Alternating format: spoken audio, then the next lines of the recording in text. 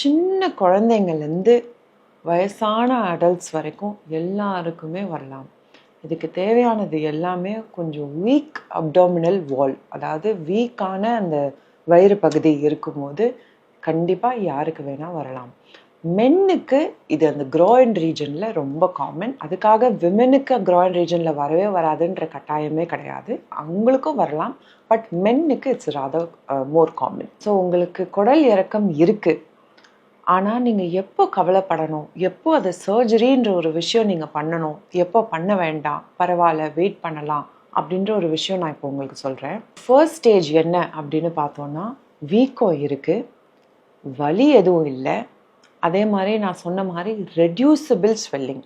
வீக்கம் வெளியே வருது, ஆனால் திருப்பி தானாகவே அது உள்ளே போயிடுது. நீங்கள் அதை புஷ் பண்ணணுன்னு அவசியம் இல்லை, தானாகவே அது உள்ளே போயிடுது. ஜஸ்ட் வித் சம் ரெஸ்ட் அது தானாகவே உள்ளே போகும்.